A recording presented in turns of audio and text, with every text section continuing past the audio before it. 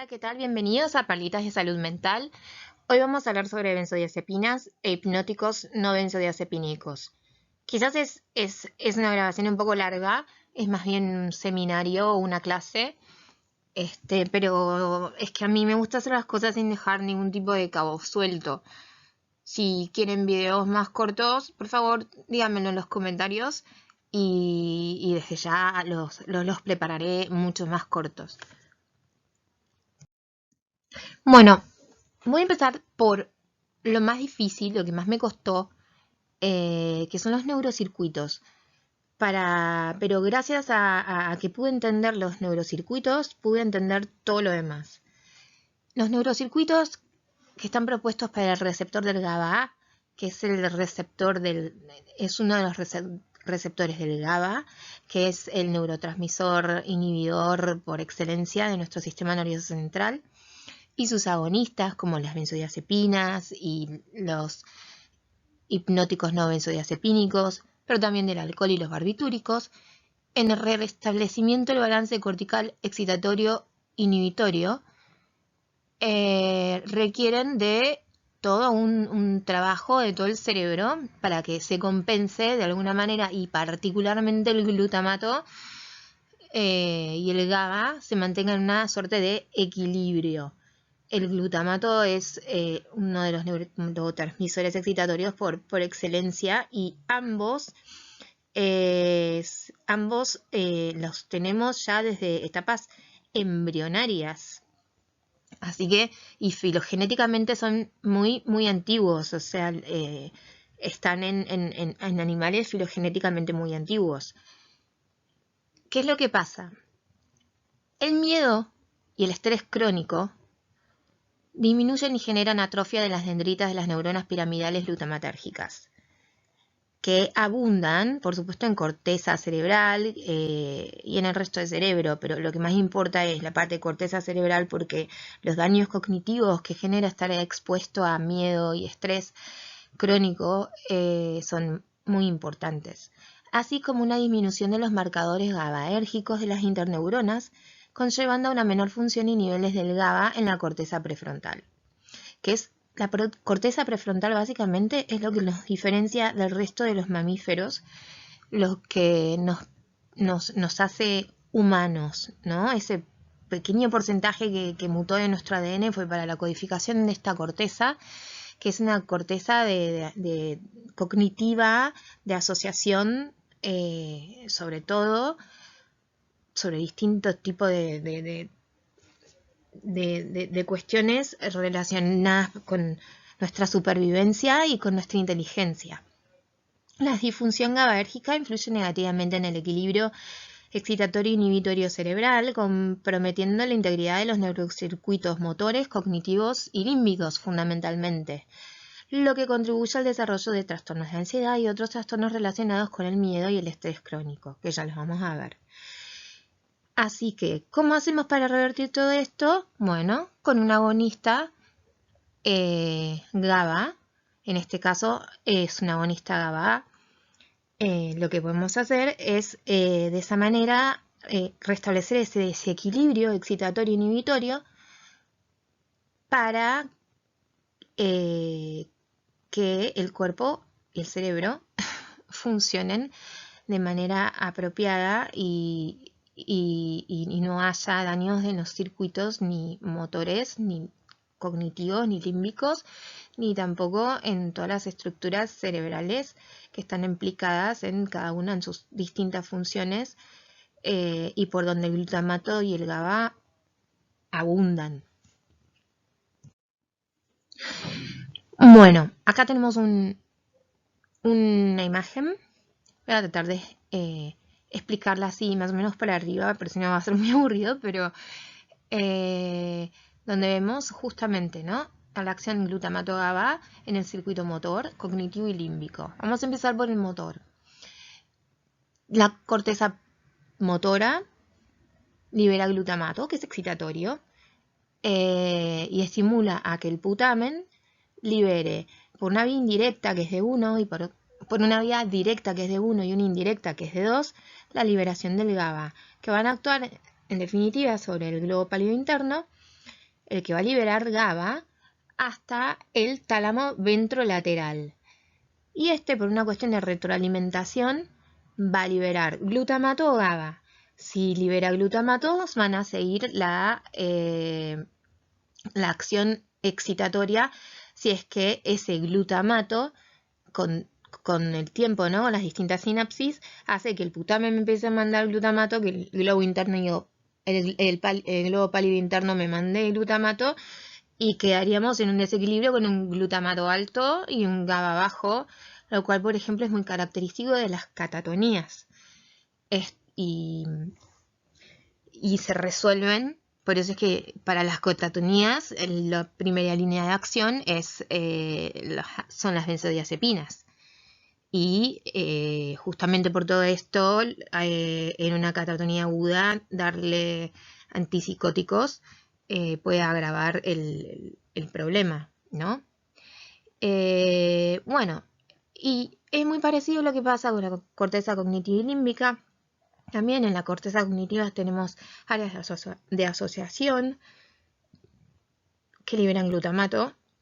Este glutamato es captado por el caudado, que libera GABA. GABA, la sustancia anhidra pars reticulata, y la tálamo anteroventral, que va a decidir si libera glutamato o GABA.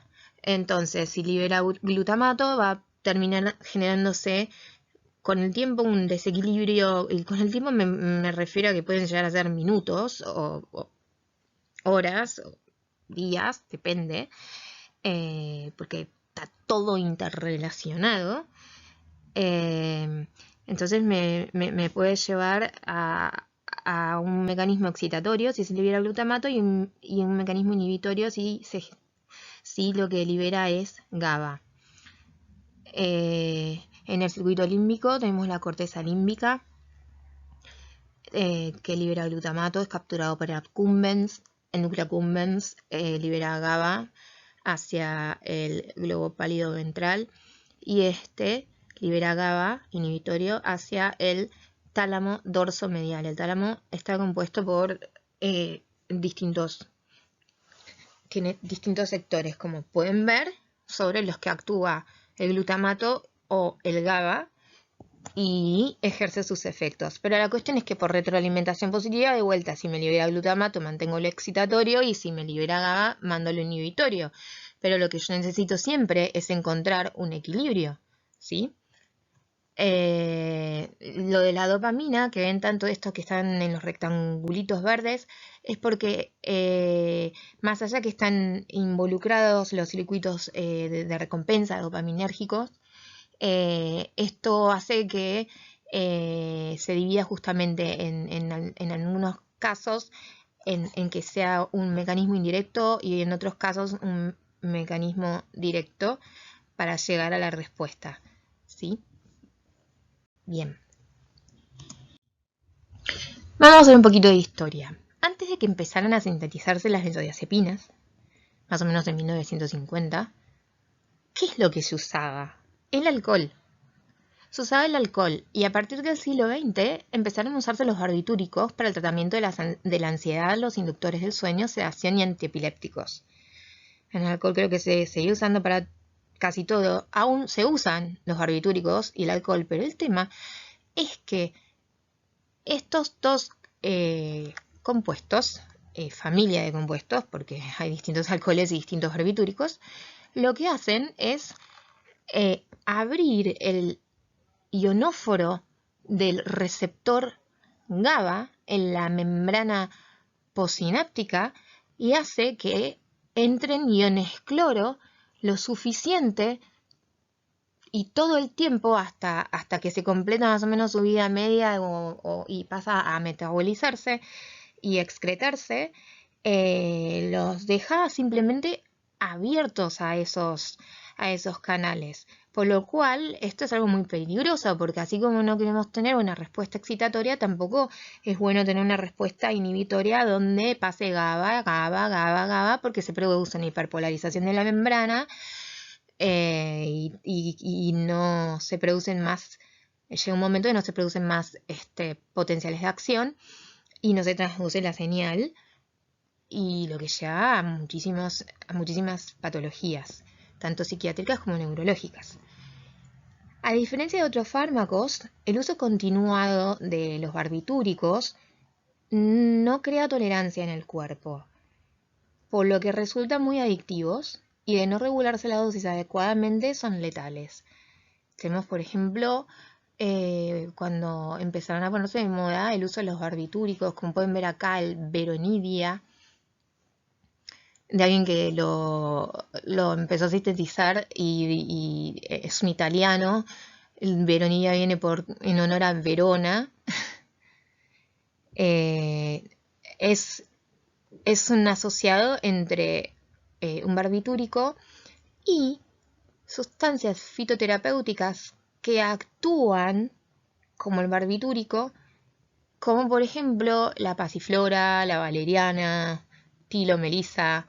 O sea, obviamente se necesita una concentración altísima, no lo podemos comparar una gotita de barbitúrico con una gotita de extracto de pasiflora, melisa, valeriana o lo que fuese. Pero bueno, es una combinación entre algo artificial y natural que, fíjense que te dicen cuál es la dosis sedativa, la dosis hipnótica, cómo se administra y básicamente lo que más me llama la atención es principales ventajas: acción segura y constante, no produce hábito ni tolerancia, toxicidad nula.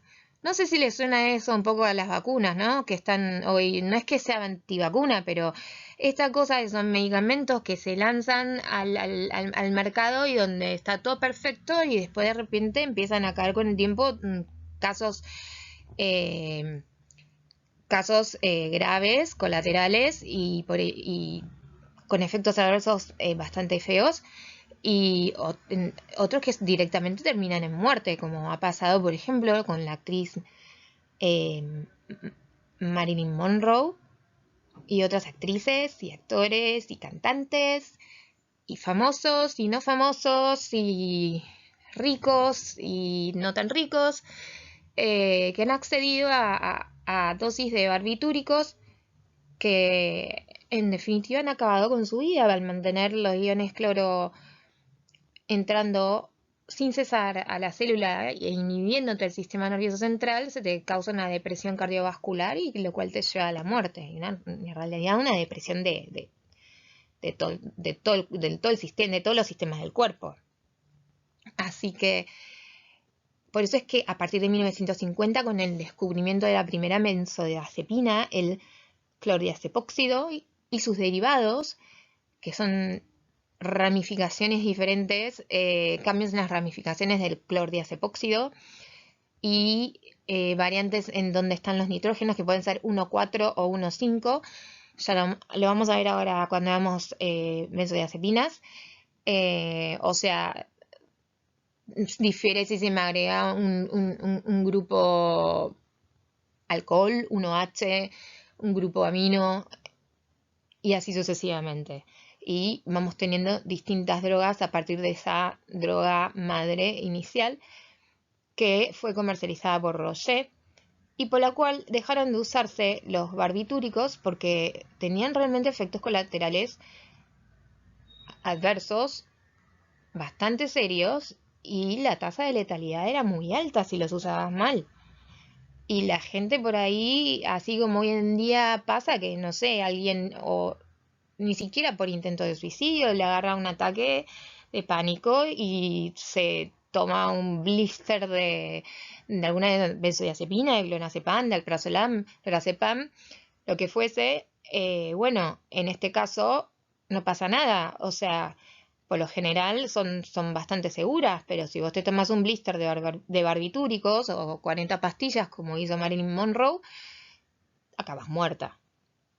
Y bueno, dejaron de usarse, se reemplazó todo esto por las benzodiazepinas, que son hipnóticas, ansiolíticas, miorelajantes y antiepilépticas, y se dejaron los barbitúricos solamente como para la inducción de la anestesia, el pentotal, aunque esto es inducción, significa que no es el único anestésico que que te van a introducir por vía sanguínea, o sea, o cualquier otra vía. Se necesitan más anestésicos para poder sostener la persona durante la cirugía o aquello que está haciendo donde requieran ponerle anestesia. Y bueno, estamos hablando aquí del pentotal con una vía media corta, que en los últimos años el pentotal fue desplazado por otro anestésico intravenoso no barbitúrico como el propofol, que también, por supuesto que si usas mal la dosis o si te agarras un frasquito de propofol y te lo tomas, terminas muerto definitivamente, con una cucharadita creo que terminas muerto. Y que tiene una vía media aún más corta, entonces es muchísimo más efectivo. También se utilizan los barbitúricos como anticonvulsionantes, por ejemplo el fenobarbital, y para el suicidio asistido de pacientes terminales en los casos donde la eutanasia es legal. Y donde no es legal, es muy probable que utilicen exactamente lo mismo, aunque la gente, por ejemplo, acá en Argentina tiene más a usar la morfina. Mecanismos de acción de los barbitúricos. Bueno, tenemos que saber que estos son liposolubles, ¿sí? Se solubilizan en grasas, entran por cualquier membrana que tenga grasas y traspasan la barrera hematoencefálica y las membranas celulares, pero de una manera impresionante. Así que una vez en el cerebro actúan impidiendo el flujo de los iones sodio entre las neuronas, a la vez que favorece el flujo de iones cloro. Cuando hay un flujo de iones sodio y tenemos a la neurona con iones positivos, con cationes, que puede ser sodio, potasio, calcio, esto hace que suba el potencial de acción y la neurona pueda transmitir señal. Pero si vos impedís el flujo de los iones sodio mientras dejás de manera continua abierto los receptores GABA para que te entren los iones cloro, bueno, estamos en un problema y en una solución, porque por un lado generas un efecto inhibitorio altísimo, pero por el otro lado podemos provocar efectos adversos y la probabilidad de muerte si esto no está bien administrado es altísima, como ya les dije. La cuestión es que estos receptores GABA tienen un sitio diferente a los de las benzodiazepinas. Los receptores GABA tienen sitios para unión de muchísimos compuestos, o sea, no solo las benzodiazepinas, sino de los hipnóticos, no benzodiazepínicos, de los barbitúricos, del alcohol, de los neuroesteroides, de las bricotoxinas, que son convulsionantes, como también de los antagonistas. Y seguramente hay muchas moléculas más que todavía no han sido descubiertas. Porque, a decir la verdad, la neurociencia está en pañales aún. Entonces, lo que hacen es aumentar la acción del neurotransmisor, aumentan la acción del GABA, al aumentar la conductancia de cloro. Esto es como una especie de circuito retroalimentativo y reducen la sensibilidad de la membrana neuronal postsináptica a los neurotransmisores excitatorios como el glutamato. Entonces concluyen en un obstáculo definitivo para los potenciales de acción por inhibición tónica continuada de la señal de transducción. Me abren el canal de cloro, no me entran glutamatos, no me entran iones sodio, potasio, calcio, se me llena el espacio sináptico de GABA, porque aumenta la cantidad de GABA en el espacio sináptico y me dejan abierto el ionoforocloro, inhibiendo todo tipo de transducción de señal. Bueno, entonces, allá que hablamos un poco del alcohol y de los barbitúricos, lo importante es esto, ¿no? Que fueron reemplazados por las benzodiazepinas. Pero para hablar de ellas es preciso conocer antes al receptor de las benzodiazepinas, en este caso al receptor GABA y a sus receptores, o sea, los receptores del GABA, que tienen receptores A, B y C, con diferente localización y básicamente diría que hasta función, pero Pero bueno, no es función, sino mecanismo de acción para llegar a esa función totalmente de inhibir a la célula y los potenciales de acción. ¿Qué es el GABA? El GABA entonces es el mayor neurotransmisor inhibitorio del sistema nervioso central. Es un producto del metabolismo del glutamato que por medio de la enzima ácido glutámico descarboxilasa, una descarboxilación, es almacenado en vesículas, que las llamamos vesículas VGAT, y liberado tras la despolarización sináptica.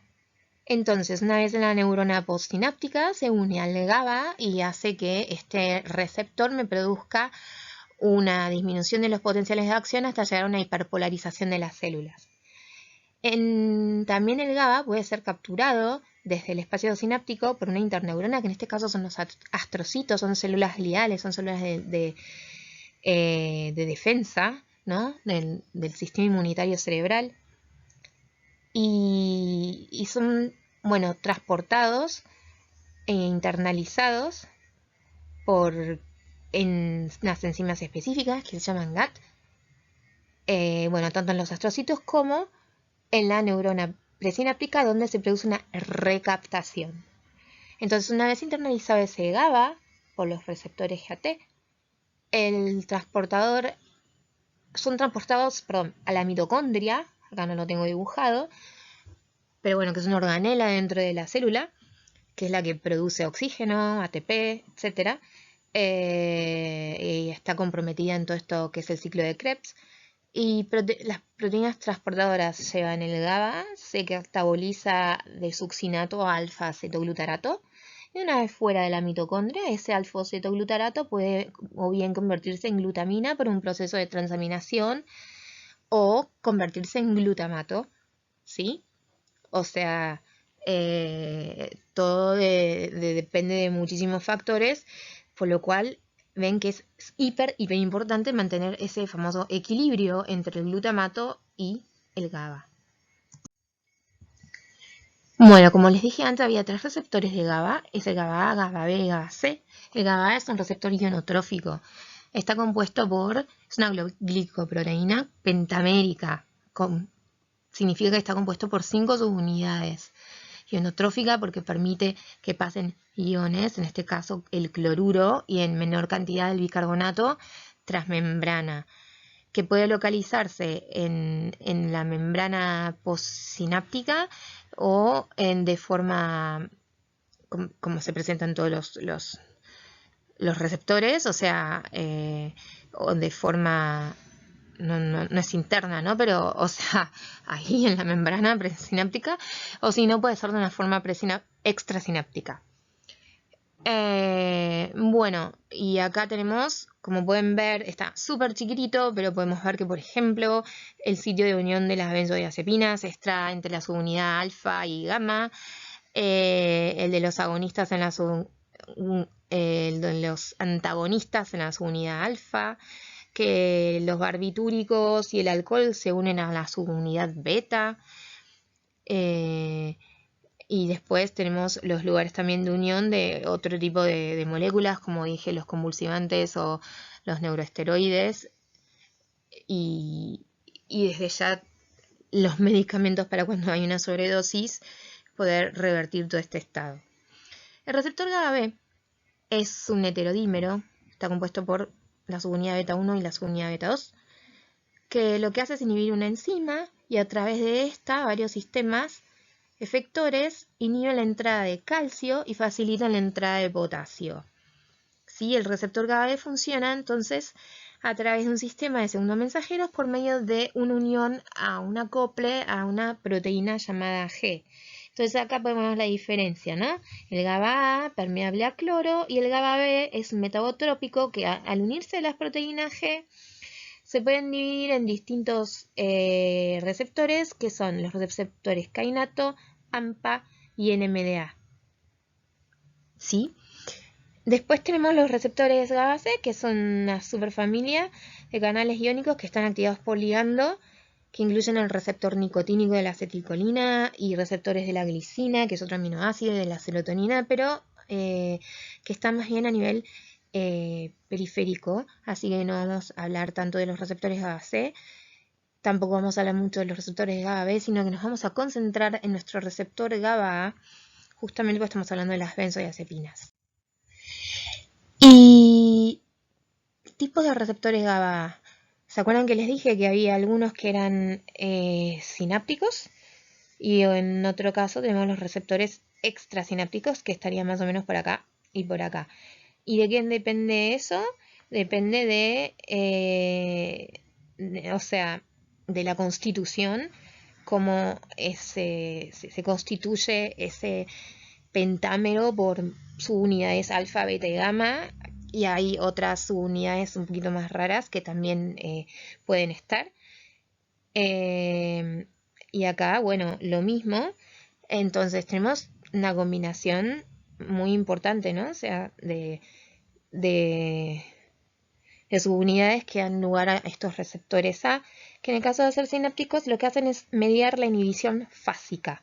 O sea, lo que pasa es que hay una afinidad por el cloruro, mediado por la unión del GABA, pero el ionóforo se me abre y cierra así en forma interrumpida. Hay un mayor control.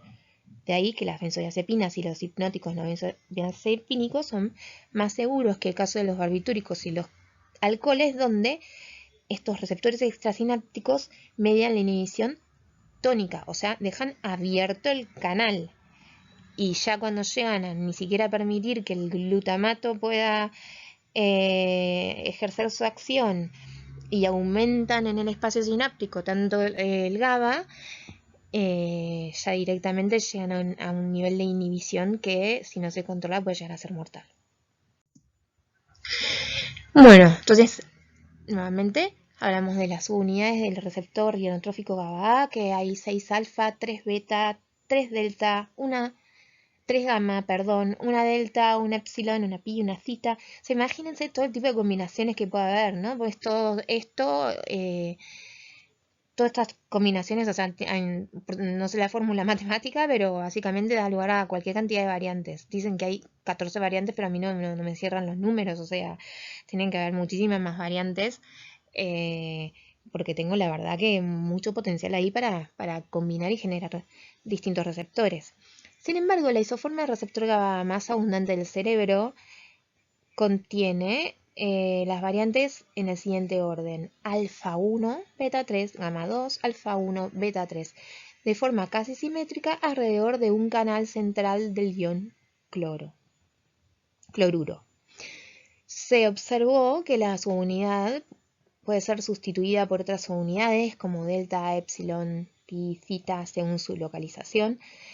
Y desde ya, bueno, pueden adaptar la conformación que sea en función del mecanismo de acción que quiera ejercer en una localización determinada este receptor en función de los neurotransmisores que están ahí presentes.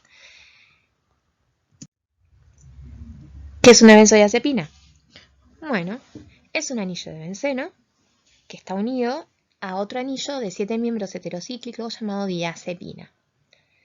Entonces, lo que tenemos es un psicotrópico agonista alostérico, o sea que me modifica, ¿no? El receptor de GABA, ya lo vamos a ver, de GABA. Y lo importante es que esta es el esqueleto de una benzodiazepina clásica. Podemos tener acá los nitrógenos en posición 1 y 4 o también en 1 y 5, lo cual produce una división de las benzodiazepinas en 1 y 4, 1,4 benzodiazepina bla bla bla, 1,5 benzodiazepina bla bla bla. Y lo que cambia son R1, R2, R2', R7, entonces en función de todo lo que esté unido aquí vamos a tener las distintas clases de benzodiazepinas. Y como pueden ver acá en este gráfico, el sitio de unión del GABA es entre el alfa 1 y el beta 2, del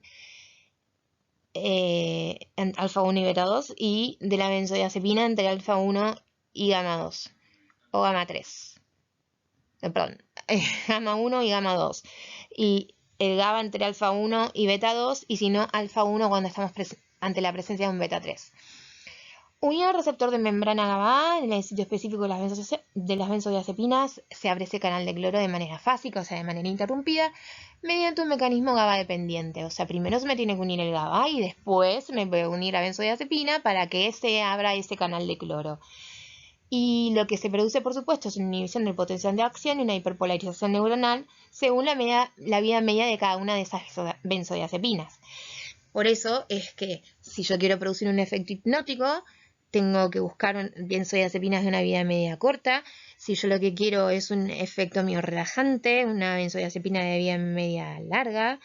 Y si yo lo que quiero es un efecto ansiolítico o eventualmente antiepiléptico, ahí estarían las benzodiazepinas de vida media intermedia, como vamos a ver a continuación. Entonces, la clasificación. Tenemos de duración ultracorta, con una semivida menor de 6 horas, como el midazolam, triazolam, y ejercen efectos hipnóticos.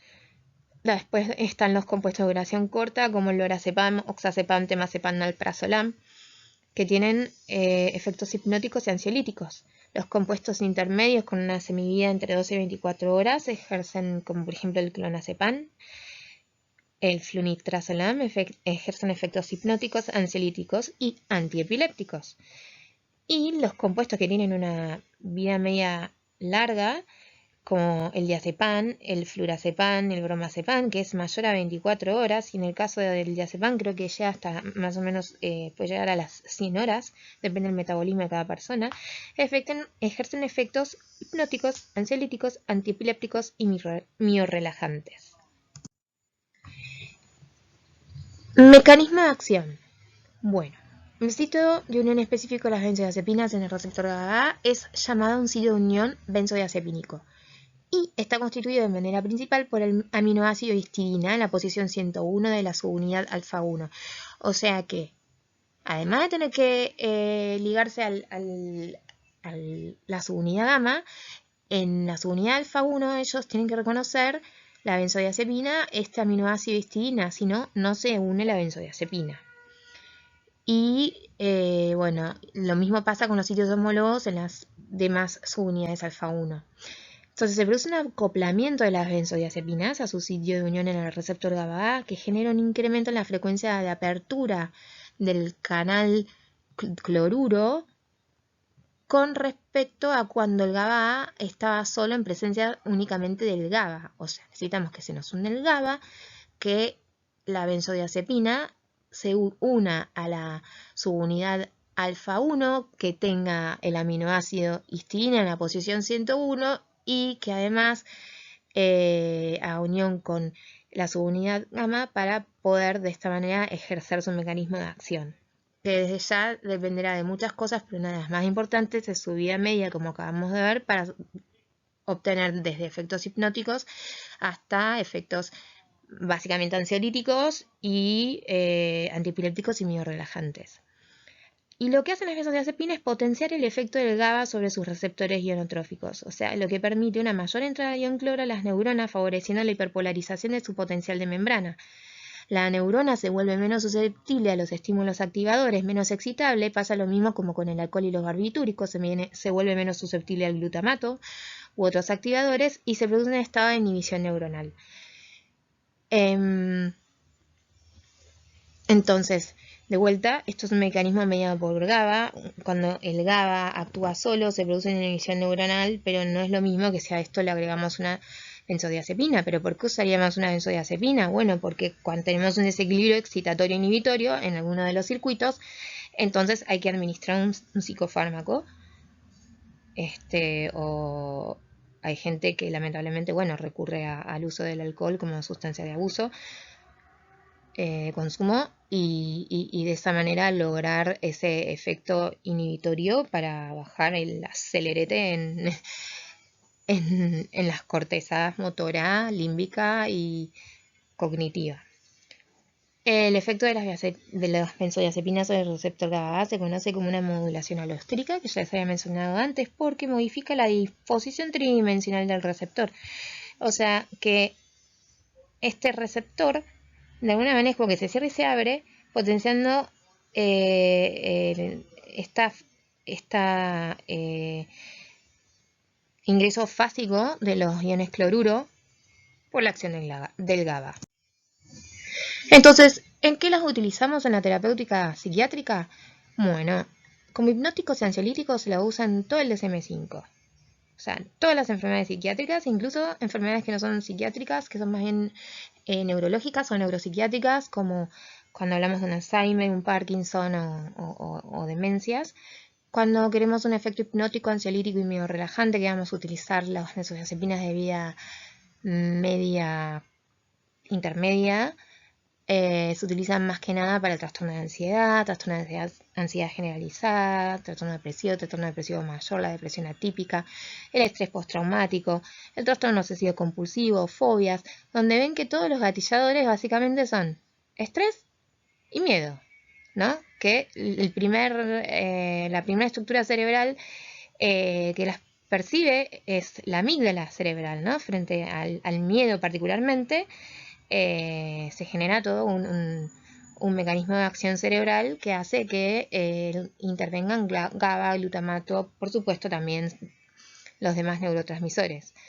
En la fibromialgia y en el dolor neuropático también son muy útiles, y como mencioné antes, en la catatonía y la caticia. La catatonía está relacionada con una cuestión motora, con ganglios basales, el sistema límbico y la corteza. La caticia está más relacionada son tambaleos que están relacionados con el cerebelo y no tanto con el cerebro. Después, como anticonvulsivantes, se utilizan para crisis epilépticas. No es el medicamento de acción número 1, digamos. Se utiliza en combinación con otros fármacos que son apropiados para las crisis epilépticas, como el ácido valproico, o a veces, bueno, como dije, se tienen que utilizar barbitúricos. Y la rehabilitación para la desintoxicación alcohólica. Bueno, los receptores benzodiazepina GABA, así como tenemos GABA A, GABA B, GABA C, también tenemos receptores diferentes de las benzodiazepinas, que varían según sus características físico-químicas, presentando mayor o menor afinidad por la benzodiazepina, y además que actúan directamente sobre el eje hipotálamo pituitaria adrenal, modulando la secreción de CRH, ACTH y cortisol, hasta que vuelta a pasar lo mismo, ¿no? Se traba en que empieza a salir tanto cortisol que por retroalimentación se vuelve un mecanismo inhibidor. Entonces llega un momento donde en un paciente que está con un estrés postraumático crónico, por ejemplo, y que vive con constante miedo, una persona con fobias y que cualquier recuerdo o lo que fuese le gatilla automáticamente el pánico, el miedo. Entonces en esas personas se suele encontrar que tienen una cantidad de cortisol muy, muy, muy, muy bajita, con una curva básicamente tendiendo hacia el eje X y de una manera estable, donde no hay variaciones entre las medidas de cortisol diurnas, nocturnas, diurnas de la tarde, nocturnas, etcétera. O sea, siempre es que de medidas de cortisol va a ser muy poquito y la misma cantidad. Y al no tener, así como es malo tener una hipercortisolemia, tampoco es bueno tener una hipocortisolemia, porque, bueno, el cortisol es importante como desinflamatorio y también para otro tipo de efectos que ejerce sobre el eje HPA, ni hablar si estamos hablando del embarazo, ¿no? Porque hasta llega a afectar el eje HPA del propio feto. Existen 3 subtipos de receptores benzodiazepínicos en el cerebro, y tenemos el receptor de benzodiazepina tipo 1, que se localizan en la mayoría del sistema nervioso central y ejercen efectos hipnóticos, ansiolíticos y antiepilépticos cuando se unen a la subunidad alfa 1, acuérdense, mediante este aminoácido, que es la la histidina en la corteza cerebral y la del cerebelo.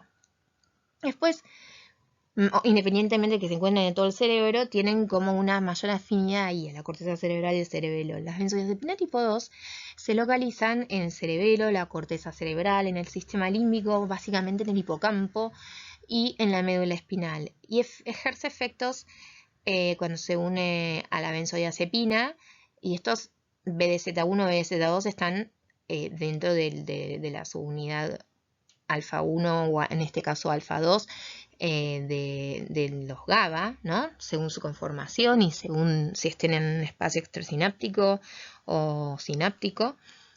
Y bueno, volvemos, ejercen efectos ansiolíticos en la amígdala del lóbulo temporal, particularmente en el núcleo central, en el hipocampo y en el cuerpo estriado.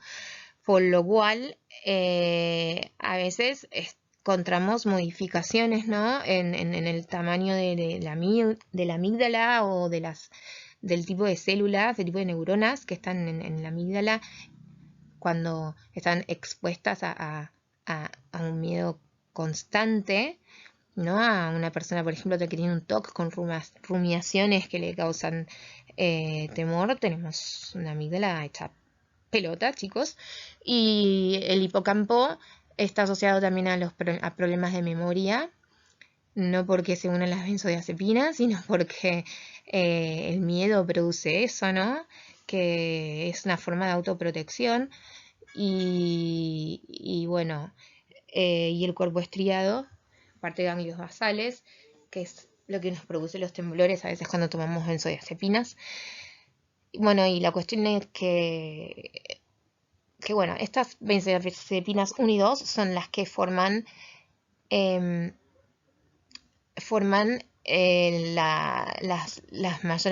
los mayores sitios de unión a benzodiazepina en el cerebro. Las benzodiazepinas 3 se encuentran en los tejidos periféricos y más que nada están asociadas a un efecto miorrelajante, y su localización de las subunidades alfa 1, alfa 2, alfa 3 son principalmente sinápticas, mientras que la subunidad alfa 5 está relacionada con el efecto también relajante muscular, exclusivo, tiene una localización predominantemente extrasináptica.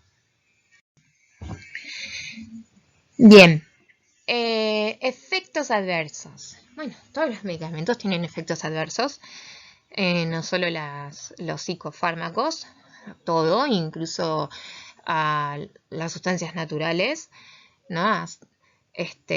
Y los mayores efectos adversos que uno podría nombrar es, por un lado, es esta torpeza, ¿no? Por lo cual se contraindica utilizar maquinaria pesada o no pesada, porque también, por ejemplo, bueno, yo soy bióloga y de repente me pasa que tomando benzodiazepinas no le puedo invocar a una micropipeta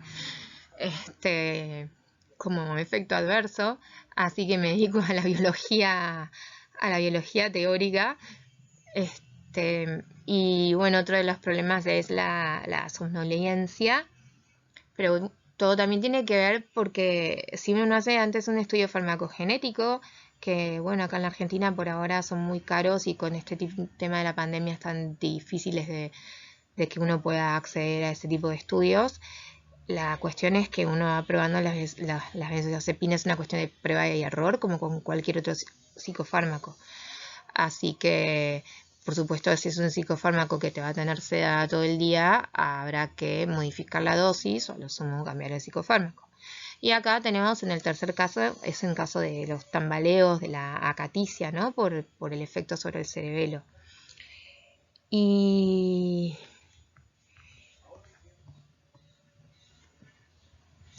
además de esos efectos, tenemos otros efectos adversos que por un lado son el efecto paradojal, o sea que en vez de que la benzodiazepina cumpla su efecto como ansiolítico e hipnótico fundamentalmente, producen todo lo contrario, o sea, ponen a la persona más ansiosa y más eufórica.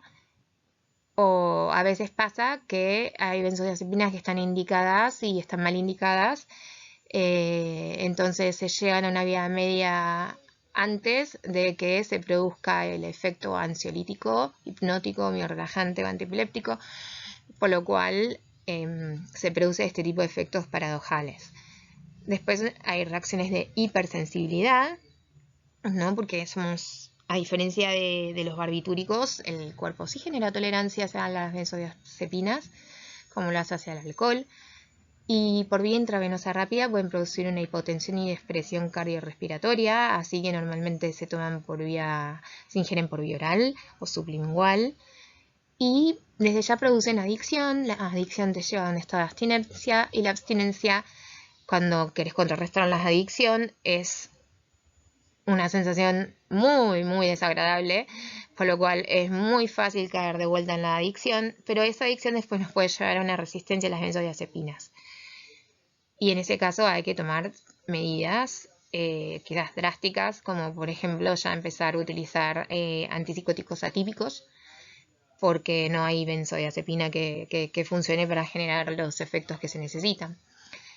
Porque que uses un antipsicótico, es importante que sepan, no significa que tengas una psicosis. O sea, se pueden utilizar los antipsicóticos sin que uno sea psicótico, justamente como un complemento de las benzodiazepinas. A veces son un complemento cuando se quiere bajar la dosis de litio, un coadyuvante, o bueno, desde ya se utilizan en la psicosis, ¿no?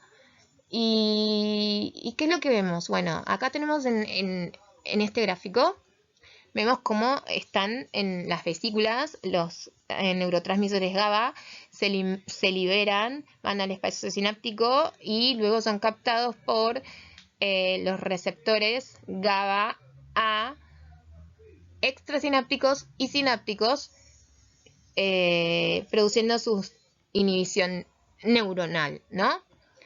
Acá, en este caso, cuando tenemos una demasiada infusión de GABA, mucho GABA en el espacio sináptico, porque me imagino que ya debe estar actuando en glutamato, o sea, actuando no, todo lo contrario, debe estar siendo inhibido el glutamato, inhibido la entrada de los iones sodio, potasio.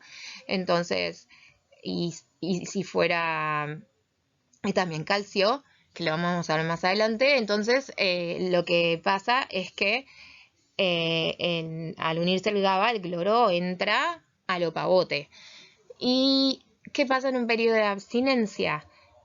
Es un periodo de hiperexcitación, porque estamos acostumbrados a que nos llegue un montón de GABA, pero de repente deja de salir porque, o sea, empieza a salir menos GABA y en realidad también se te disminuye la actividad de los receptores y se te disminuye y no le das una benzodiazepina y empieza a entrar calcio, por ejemplo, 2+, que te empieza a generar un potencial de acción al polarizar la membrana, al volverla más positiva. Y bueno, la sensación es horrible, ¿no? O sea, básicamente es como cuando tenés un efecto paradojal, de ahí que las benzodiazepinas hay que retirarlas de a poquito, muy de a poquito, y según la vida media de cada benzodiazepina y según cada persona, su farmacogenética y la farmacodinámica y farmacocinética de la benzodiazepina, todo esto puede variar muchísimo y a veces uno puede implementar rápidamente una benzodiazepina, pero quitarla puede llegar a durar bastante tiempo, justamente para evitar esto, que es el síndrome de abstinencia y que la persona no caiga en una adicción que lleva después a una resistencia benzodiazepínica. Interrupción del consumo crónico de benzodiazepinas. Bueno, ya dijimos, ¿no? Lo del síndrome de abstinencia, lo nombramos. Otra cosa que puede pasar es el síndrome de retirado rebote, que consiste en la reaparición de los síntomas por los que se inició el tratamiento con una mayor intensidad y generalmente, si bien esto es de carácter transitorio, se soluciona volviendo a administrar benzodiazepinas y ir quitándolas de manera muchísimo más gradual. Y la recurrencia o recaída, que es que cuando hay patologías, ¿no es cierto?, personas que presentan de repente un trastorno de ansiedad o lo que fuese y necesitan una vez en la vida usar benzodiazepinas, otras personas las pueden llegar a necesitar en forma periódica y hay personas que la verdad no por una cuestión adictiva sino por el tipo de patología que tienen, la necesitan de forma crónica para regular el equilibrio excitatorio inhibitorio. Y bueno, entonces, para evitar las recurrencias o las recaídas, que son la reaparición en forma persistente de la sintomatología inicial por la que se prescribió la benzodiazepina, se vuelve a instaurar el tratamiento o se deja el tratamiento de forma ininterrumpida. Bueno, cuando hablamos de tolerancia cruzada, hablamos de, por ejemplo, la mezcla. Si empezamos a hacer mezclas entre benzodiazepinas y alcohol, que no es una buena mezcla, o sea, la realidad es que cuando uno toma una benzodiazepina no debiera tomar alcohol, pero todo es dosis dependiente, porque el alcohol se une a la subunidad alfa del receptor ionotrófico GABA y potencia el ingreso de iones cloro, mientras la benzodiazepina también se une a la subunidad alfa 1 y también está el sitio benzodiazepínico entre alfa 1 y la subunidad gamma, y también aumenta la afinidad del receptor GABA por el cloro. Lo que pasa es que si tenemos mucho alcohol, me va a producir una apertura de manera continua de ese ionóforo, mientras que de ese canal, mientras que las benzodiazepinas te producen una acción fásica, o sea, interrumpida, pero llega un momento donde hay una interacción donde me va a quedar abierto ese canal y ahí sí se vuelve peligrosa la combinación benzodiazepina etanol, y ni hablar si a eso le agregamos, por ejemplo, barbitúricos. A su vez, en presencia de etanol, la actividad de los receptores NMDA y AMPA del receptor GABA-B es inhibida reduciéndose el ingreso de cationes a la neurona, o sea que no solamente me afecta a los receptores GABA-A sinápticos y extrasinápticos, sino que además me afecta a los receptores GABA-B. Entonces, si se reduce el ingreso de cationes a la neurona, de alguna manera esto produce definitivamente, vengan todos los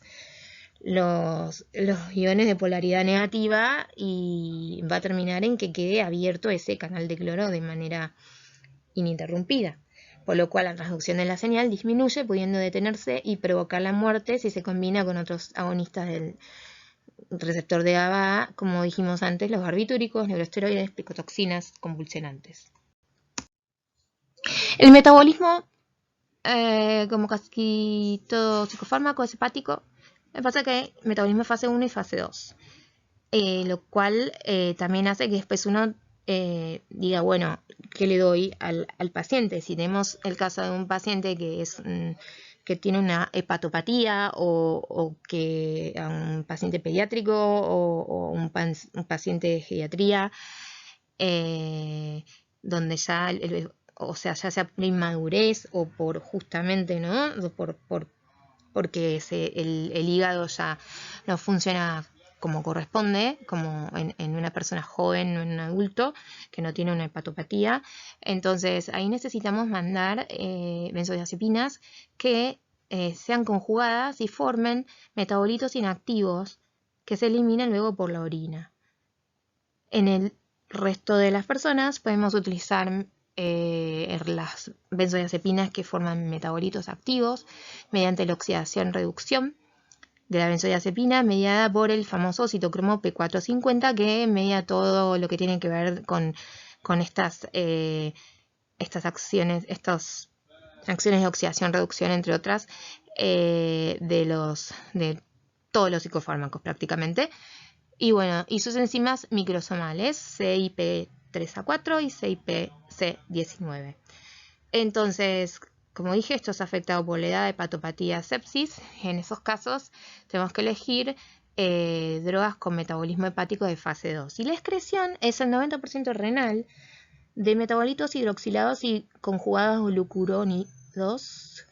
Estos conjugados glucurónidos sobre todo metabolitos inactivos de fase 2. El 10% se excreta por las heces. ¿Cuáles son las recomendaciones en geriatría? Utilizar benzodiazepinas de semivida corta e intermedia que no sufra metabolismo hepático.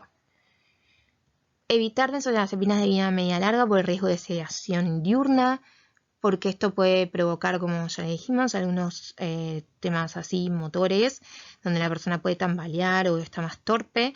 Entonces, para evitar caídas, porque la probabilidad de fracturas, por ejemplo, de fractura de cadera, es altísima en este tipo de... en los ancianos, como también presentan mayor riesgo de trastornos de la memoria, lo cual a su vez te aumenta el miedo y te descompensa todos los circuitos. Utilizar oxazepam o lorazepam, ya que previsiblemente no tienen, que no tengan la eliminación disminuida, ya que utilizan una vía distinta a la hepática, o sea, utilizan, en realidad no es que utilizan una vía distinta a la hepática, utilizan una vía distinta de la hepática, o sea, utilizan la fase 2. Y utilizar bajas dosis de benzodiazepinas. Una buena regla es emplear la mitad de la dosis del adulto y siempre evaluar comorbilidades, polifarmacia y concomitancia con otros depresores del sistema nervioso central. Lo mismo pasaría en pediatría, pero yo diría que en pediatría están prácticamente contraindicadas las benzodiazepinas porque producen efecto paradojal, se usan muy raramente. ¿Y qué pasa con los pacientes con obesidad? Se modifica la cinética de todas las benzodiazepinas por un aumento de volumen de distribución, la acumulación de tejido adiposo, prolongando la vida media de esa benzodiazepina.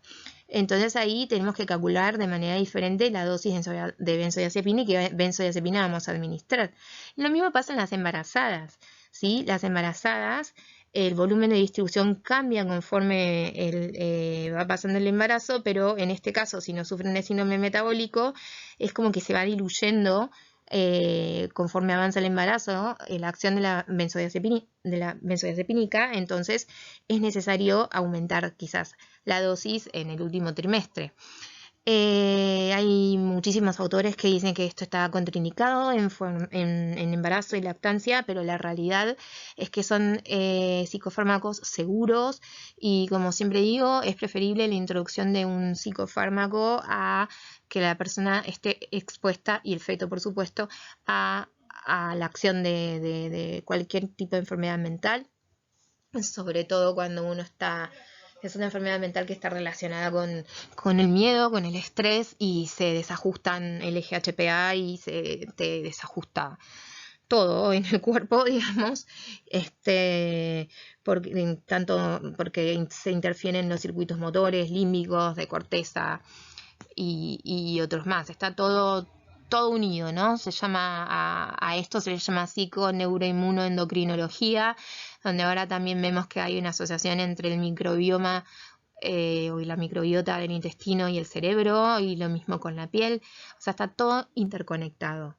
Entonces, en embarazo es seguro. Muchos médicos recomiendan a veces no darlo en el primer trimestre, pero la realidad es que la probabilidad de mutaciones genéticas o de alteraciones cromosómicas son del 1 al 3%, igual que en el caso del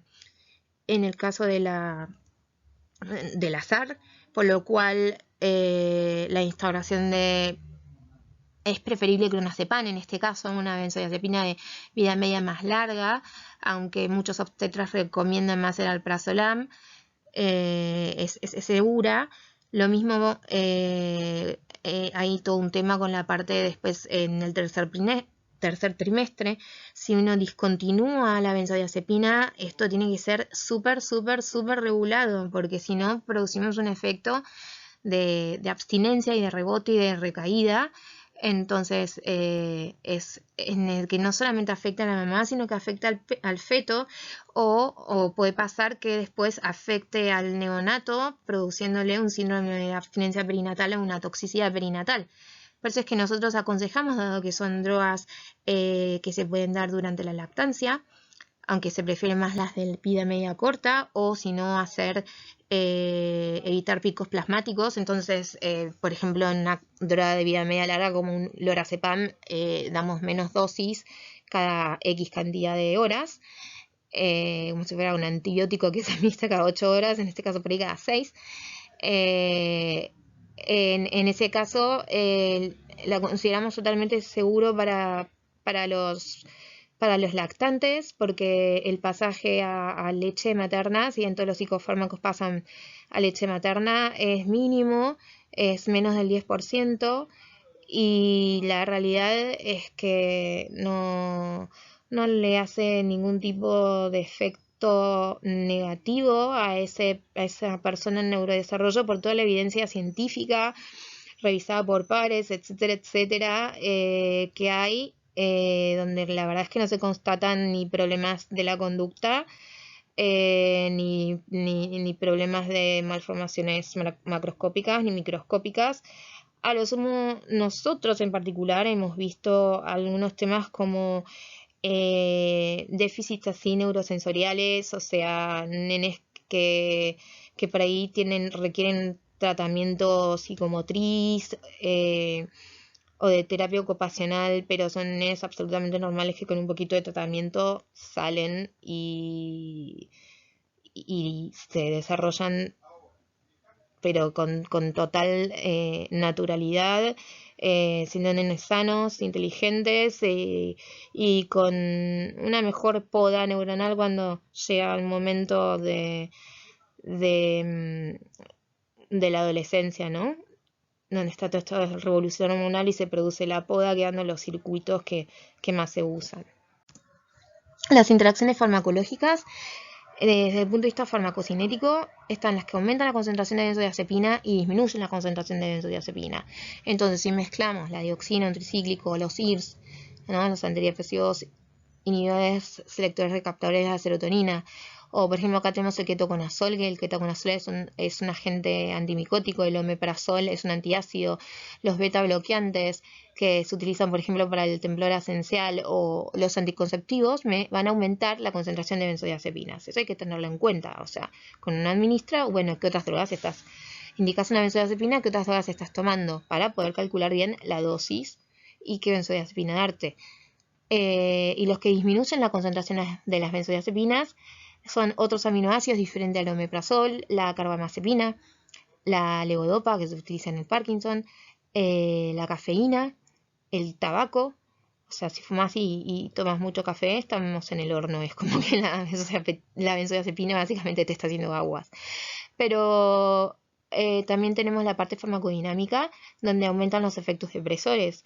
Entonces también tenemos, al aumentar justamente la concentración de benzodiazepina con los antidepresivos, aumentan los efectos depresores sobre el sistema nervioso central y el sistema cardiovascular. Lo mismo con los neurolépticos, los anticonvulsivantes, los antihistamínicos, opiáceos y alcohol. La cuestión es que la mayoría de las benzodiazepinas, dado su metabolismo hepático microsomal, es una fuente de interacciones medicamentosas, pero a la vez no tienden a inducir la síntesis de enzimas hepáticas de manera significativa, por lo que no suelen acelerar su propio metabolismo ni el de otras sustancias. ¿Ok? Son otras sustancias las que interaccionan con ellas y no tanto ellas con las otras sustancias. Bueno, ¿qué pasa en un caso de intoxicación?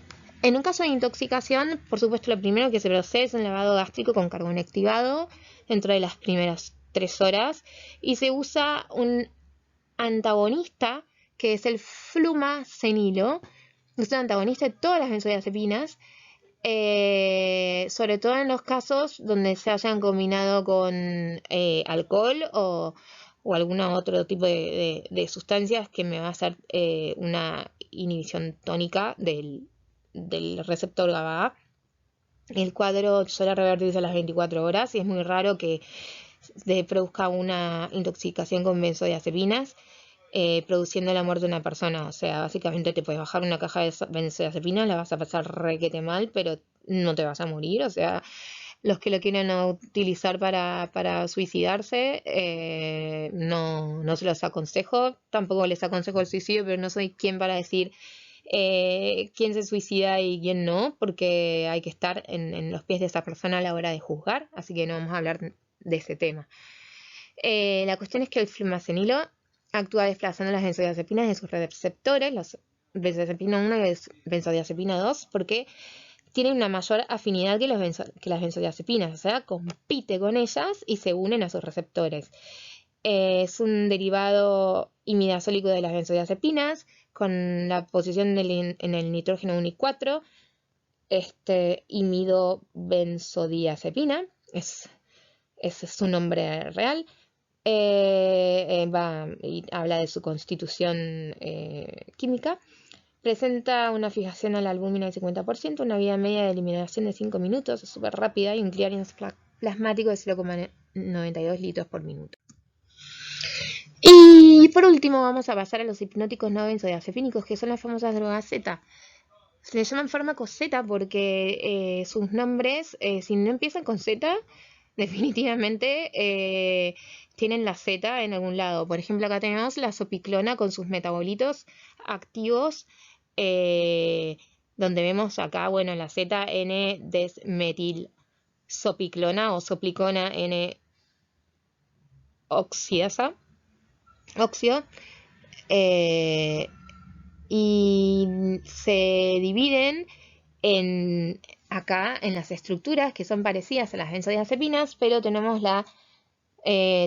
tres distintos tipos de estructuras que nos van a dar tres distintos tipos de fármacos Z, que las vamos a ver acá, que son las imidazopiridinas, esto realmente es un trabalenguas, que es el solpidem, ciclopirrolonas, la sopiclona, y pirazolopirimidinas del saleplón. Esto es para que les interese la bioquímica y la química de cómo están formadas todo este tipo de moléculas, ¿no? Pero básicamente son todas derivados benzodiazepínicos y con una estructura muy similar entre todas ellas. Se unen... Uy. Bueno, además de por favor suscríbanse, esperen que vamos a la anterior. Uy, no puedo ir a la anterior. Pero bueno, lo importante es saber que los fármacos Z lo que producen son hipnóticos e inductores del sueño. Y en realidad, si bien es preferible usar las benzodiazepinas, se usan en algunos casos cuando lo único que se necesita es eso, ¿no? Generar una inducción del sueño. Hay mucha bibliografía a favor y en contra, argumentos y contraargumentos sobre si los hipnóticos son mejores que las benzodiazepinas, porque algunos dicen que las benzodiazepinas te producen un desarreglo en la arquitectura del sueño y del sueño REM y no REM, y que esto está corregido cuando uno utiliza alguno de los fármacos Z, pero no necesariamente es así, según otros autores. Así que, bueno, tendré que probar los fármacos Z y les cuento para investigar más. O sea, y después otra de las cosas es que, bueno, también tienen su metabolismo. Algunos de ellos es hepático fase 1 y fase 2 y otros de fase 1, o sea que ahí hay que ver cuando tenés que administrar esto en una persona hepatópata, porque tampoco es muy aconsejable ni en niños ni adultos. Entonces, qué tipo de fármaco Z se le va a administrar, y también tiene una excreción tanto renal como por heces, que es mayor renal y mayor por heces, o sea, es un equilibrio diferente a lo que pasa con las benzodiazepinas. Y bueno, con esto terminamos, espero les haya gustado. Perdonen, como siempre les digo, ¿no? O sea, hay palabras que realmente son trabalenguas para mí y mis tartamudeos, pero bueno, hemos abordado básicamente los receptores GABA, qué es lo que hacen, cómo funcionan cada uno. Hemos abordado los sitios de unión de distintos agonistas y antagonistas GABA. Es importante saber que el GABA es el principal neurotransmisor inhibidor del sistema nervioso central, y que se debe establecer un equilibrio excitatorio-inhibitorio, que básicamente en el caso del GABA se mantiene mediante el glutamato y GABA, que se puede pasar de glutamato a GABA o de GABA a glutamato por una cuestión de metabolismo celular y síntesis bioquímica, que intervienen las mitocondrias y se produce tanto en la membrana postsináptica como en la de las interneuronas, en particular de los astrocitos.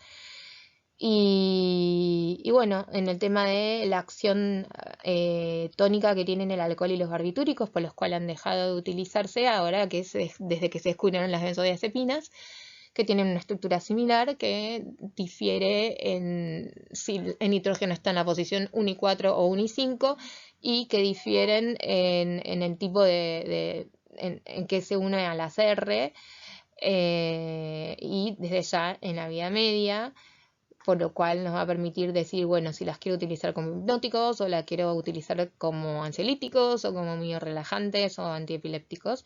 Se utilizan en toda la psiquiatría y los fármacos Z se utilizan solamente como hipnóticos e hipnoinductores, son seguros. Hay esa controversia respecto a lo de lo que es la arquitectura del sueño, si la organizan o la desorganizan, supuestamente la organizan, pero tienen una acción limitada, aunque muchísimos menos efectos adversos que las benzodiazepinas. Por supuesto que hay excepciones. Bueno, muchas gracias, les mando un beso muy grande y hasta la próxima. Chau, chau.